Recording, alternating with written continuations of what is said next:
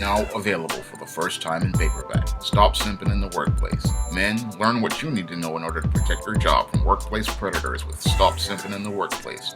Available in paperback at online booksellers everywhere.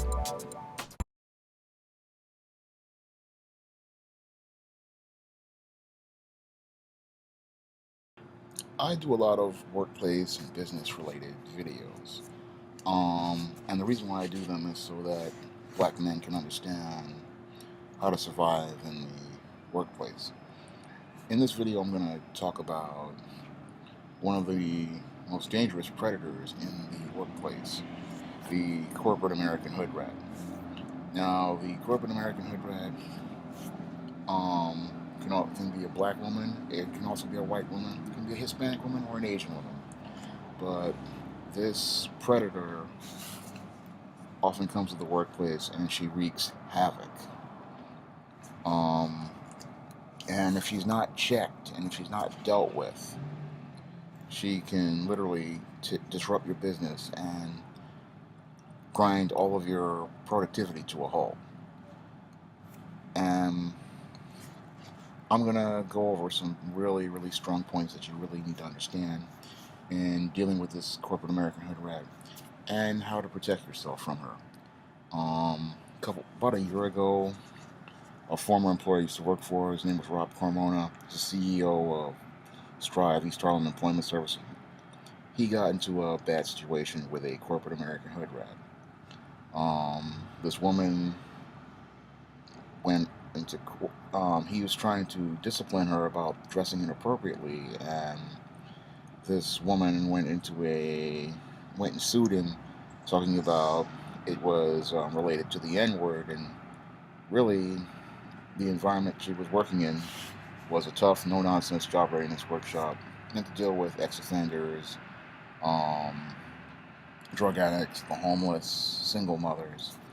And what she did was she gamed the system. She gamed Strive for $200,000 because he didn't understand how to effectively discipline her. He was using street language, and she took the advantage of that by saying, "Oh, he called me the N-word," when it's Strive. It really wasn't meant that way personally, but what she did was she manipulated and gamed the system. She went to court and got herself a payday out of it. But what I'm going to teach you is how to deal with this corporate American hood rat so that you don't get taken advantage of by her, because she's really very disruptive, and she'll take advantage she looks for weaknesses, and you have to understand what those weaknesses are. The first thing you really have to do when you deal with a corporate American hood rat is you have to establish a clear line of authority from day one. You have to say, "I am the manager. These are the rules." And when you establish a clear line of authority from day one, because these predators love to take advantage of weaknesses. They love to manipulate situations to their favor. And when they see that clear line of authority right there, that lets them know that there's going to be a boundary. And that goes to my second point. You have to establish boundaries with these hood rats. Um, Hood rats love unstructured environments. They love unstructured environments for the main reason is they won't be held accountable for any actions. When you have environments that are unstructured and there's no rules and rules are not strictly enforced, these women they abuse policies and situations. So, and that goes into the third point. You really have to explain company policy to her from day one. You have to explain to her, about the break room, about break periods, and you really have to let her know, look, these are the rules here, these are the policies here. If you have a 10-minute break with her, she comes back 15 minutes, and you have to explain to her it's 10 minutes specifically, an hour specifically. Again, you gotta be very direct, you gotta be very straightforward. And this is the next point you have to really get into. Again, with the clear line of authority, you have to consistently explain the rules, and you have to establish those boundaries. You really have to establish the boundaries because they will take advantage of those boundaries. They will try to take advantage of things, and you have to set the line in the sand. You clearly have to set that hard line in the sand when you're dealing with a hood rat. And you have to keep. And the next part of, and after you establish that line in the sand, which tells them, look, these are the rules and this is the policies, you have to be consistent with your discipline, and that's what these women really have a hard time with. If you're consistent with your discipline, you're not going to have any problems. And a lot of guys, what they do is they're not very consistent, and that's how they take advantage of things. Um, if they come in 10 minutes late, you have to follow up with oral warnings, and then if they continue to do it, you follow up with written, and if you have to terminate them. Again, they don't. You cannot slip up here because what they're going to do is take advantage of situations. You let them get away with being 10 minutes late one day, they're going to come in 20 minutes late the next day, or a couple weeks from then, it's going to be an hour late, and then you're going to start hearing the excuses. If you don't really nip things in the bud with a hood rat early on, they like to push boundaries. They like to push rules. Um, Things like, and if you don't set the rules early, they like to call themselves creating their own rules. These people are they're dangerous predators, so you really have to set those rules and establish those standards early on. And you have to establish that line of authority that you directly report to someone. When you're a boss and you deal with hood rats, you cannot have them reporting to assistant managers. This goes back to the clear line of authority. You can't have them reporting to assistant managers or other people because they're going to use those people as tools to undermine your authority. As a manager, what you have to do is make sure they report directly to you. And when they see that clear line of authority, they know they can't play games with you. But if you have them reporting to assistant managers or co-managers, like in a lot of retail businesses, you're going to have havoc because they're going to use that to take advantage of people. They're going to say, well, Bob told me I could come in at 8:45, or Joe told me I could do such and such. And again, that's going to really disrupt your organization because when you need to get stuff done, this person's going to use Joe and Bob as buffers to make excuses for them, and they're going to use them as buffers to get out of work, and to keep from doing work. Um, Another thing that you have to understand when you're dealing with a hood rat is you need strong documentation. Everything that they do needs to be documented, and they need really, really direct supervision. Um, if they get out of line when you're doing discipline, you need to have everything in writing. And when you're doing oral discipline, you need to take employees with you so you can have witnesses. Because I remember reading about the Rob Carmona situation at Strive, and it was mostly his word against hers. He took her into his office, and he did not have any witnesses. When you're disciplining a hood rat, you really need to have a witness there so you can have somebody to corroborate and substantiate your story and your events. I even dare to say, make sure you have a video camera running when you're doing oral discipline or oral communications with this person, because they're going to take situations and turn it. One of their tricks is taking a situation and turning it into a he said she said situation. So you really want to have witnesses there. Next point you really want to do is, in addition to getting it writing, establishing authority, um, direct communication, setting all the rules. You really want to watch out for her tactics. She has an array of tactics, and I hinted at it early on with the deflection. One of the things she likes to do is she likes to use other people. That's what I was hinting at earlier. She likes to use other people as buffers, and she also likes to use deflections. Um, like when you ask her for this is why you really need to have that direct line where one person is supervising her, because she'll use other people as deflections, and she'll also use other people as pawns. When you ask her to do work, what she's going to say is, well, I gave it to Joe. You ask her for a report, you ask her for a document. I gave it to Joe, because she likes to use people as pawns. Again, she likes to use people as tools. She'll use these co-managers, assistant managers. She'll even use co-workers as tools. And again, that's why you need that direct line. Because what she's going to do, she's going to use these guys to do her work, and you never get to hold her accountable for anything. That's what she's going to do. She's going to use all these guys, all these co-workers, assistant managers, co-managers, and she's going to take all these guys and use them as buffers. Not only as buffers, but as tools to do her work. And the minute you ask her for some documents or something, she's going to say, I gave it to somebody else. And that's where you have to pull her to the carpet and say, look, I gave you this task to do, and it needs to be done not by so-and-so, but it needs to be done by you. Again, you have a clear line of authority, and you have to make them hold them responsible for the task you assign them. Because what they're going to do is they love to the way they wreak havoc is by using other people, especially men, as tools, male workers as tools. And sometimes they use a female worker, co-workers, they befriend them, and because that's how the Hood Rat operates. She likes to use social relationships to manipulate people, and she likes to use her emotions to manipulate people. I'm going to get further into the emotional part of how she manipulates people later on in this video, but we're going to talk about how the social interactions right now. And how she manipulates people is befriending them, being friendly, being very playful, being flirtatious. Again, all of these are baits for her to use as traps later on. And again, you have to be very, very, very careful when dealing with them. And you need to have a concrete plan for all of her approaches.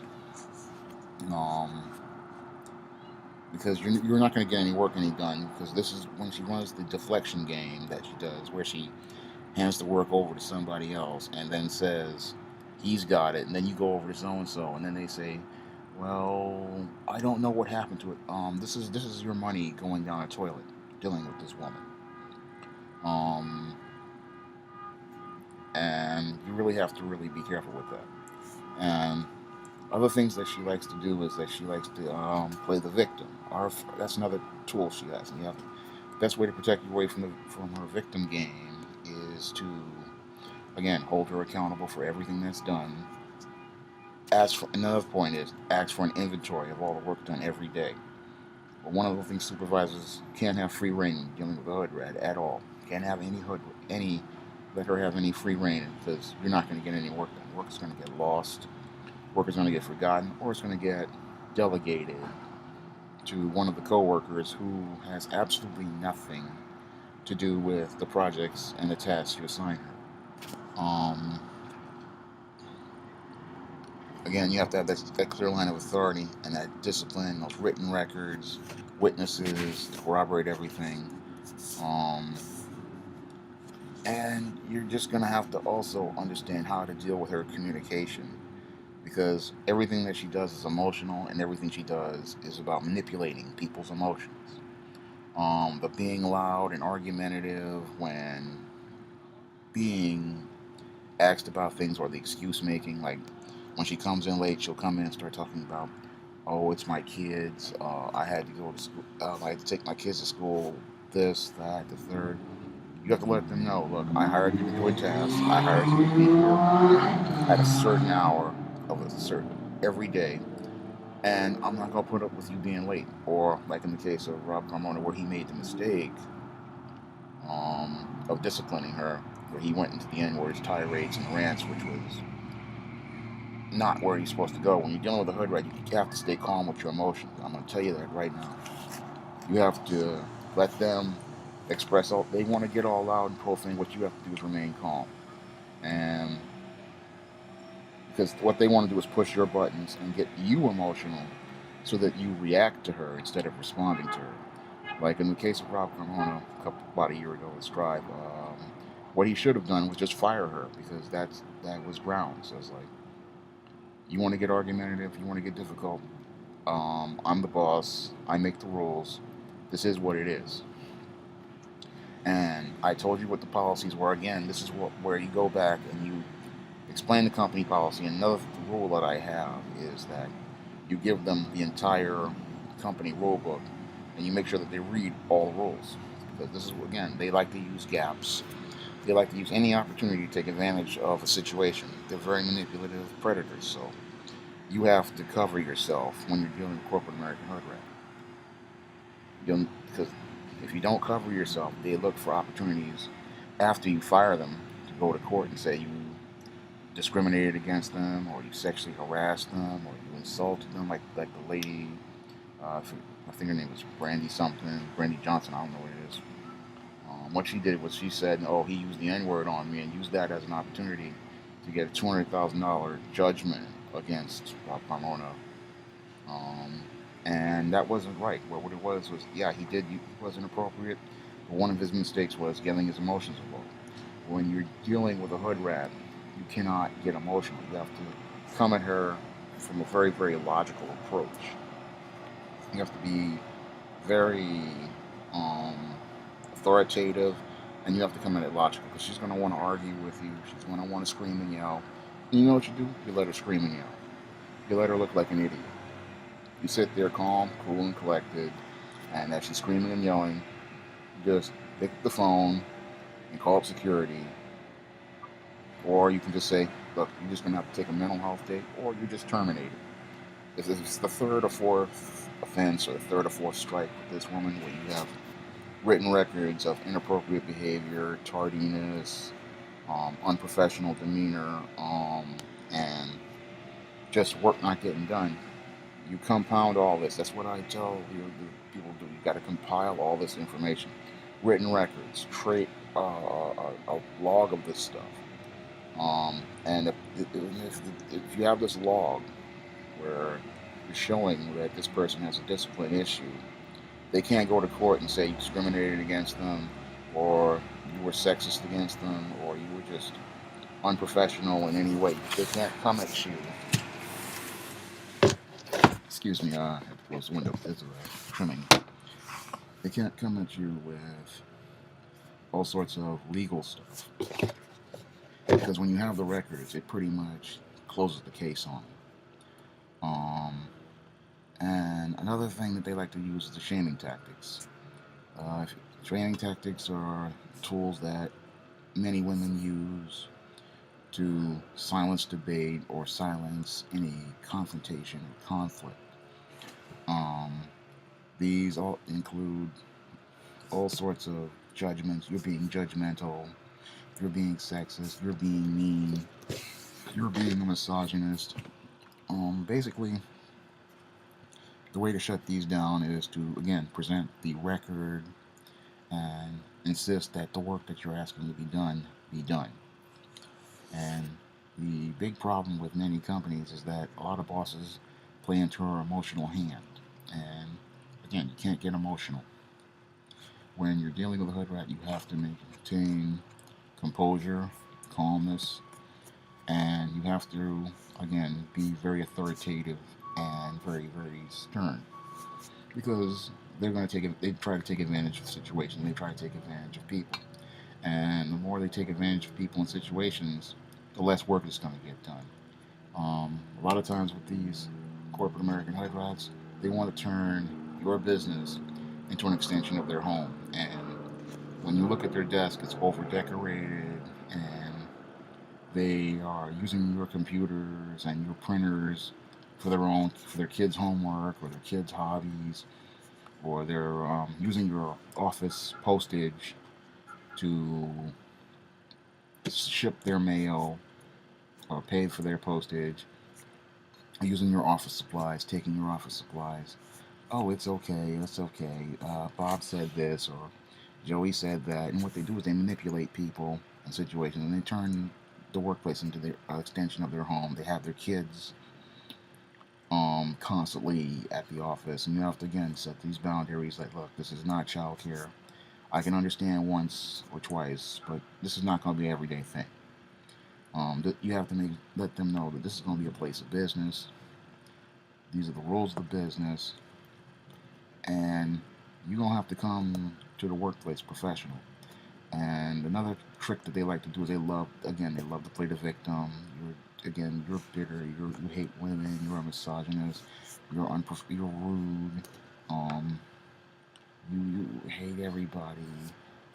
You're not fair. It's like a temper tantrum. Again, that's what these tirades are, with the shaming tactics, the ad hominems, and then sometimes even with the lawsuits. They don't understand that this is a place of business, and you have to show them this is a place of business. There are different rules for the workplace, and there's a structure and a hierarchy for business, and that there is a standard of professionalism in business that has to be followed, and you have to assert that every day. Like when you see her come in with a low cut blouse, in a lot of cases, what I would advise you to do is just send her home and say, look, um, that outfit is not appropriate for today, for this workplace. What I'm going to need you to do is I'm going to need you to go home and get changed, or I'm going to need you to go to the store and go buy something, but you can't come here dressed like that. Again, very clear, authoritative way of dealing with this hood rat. And yeah, they're going to argue, and some of them are going to get snotty, and some of them are going to huff and puff. But if they're going to huff, if they really want to get really difficult, what you're going to do is, again, write them up. You've given them oral warning, you've written them up, you've come with witnesses, and if it gets to that point, you just call security and terminate them. It's very simple.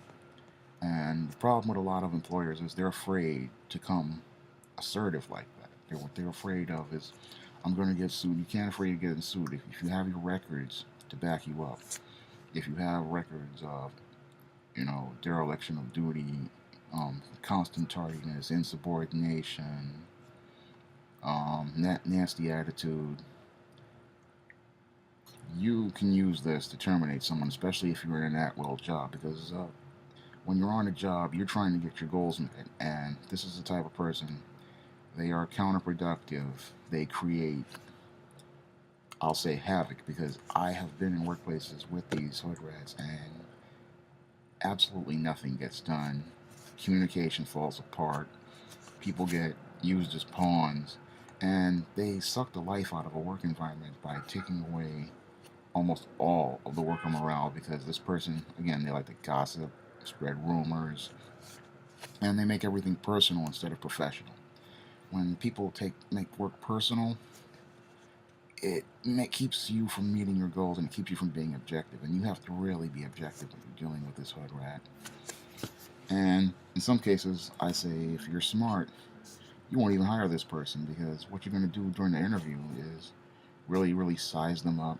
And in the first couple of weeks, and even if you do, in the interview, you're going to size them up, and you're going to listen to what they're saying and their responses and their body language. And sometimes you're going to look at their clothes, and it's going to tell you what type of person it is. And a lot of times, with the clothes, you may not know, but there are little social tells that these hood rats have, and the way that they walk, and the way they dress, and the things that they say. Again, there are ways of protecting yourself from them and protecting your business, because the longer this person stays on your job, the worse it's going to get, and the less goals you're going to get met. It's important to make sure that you establish that everybody has to follow the professional standards you create for your business, that everyone has to follow the rules of your business, and that there is only one leader in the business. I know it's a little late, but when I'm talking about this Strive situation, but it was one example I had of the corporate American hood rat, and it was one of the reasons why I wrote a blog about this about a year ago on www.seansjames.blogspot.com, my official blog. And it was a very popular blog, and I go in deep depth and in detail of all the ways you can deal with the corporate American hood rat, and ways to protect your business and keep it productive, and keep your workers' morale happy, and keep your workers focused on achieving the goals of your organization. That's going to be all for this video. You can comment, rate, and subscribe. Now available in paperback and Kindle Unlimited, The Man Crisis.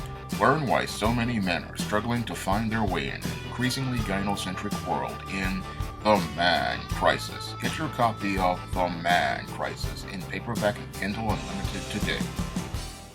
Support Black-owned and Black-operated digital broadcast media. www.niceradionetwork.com.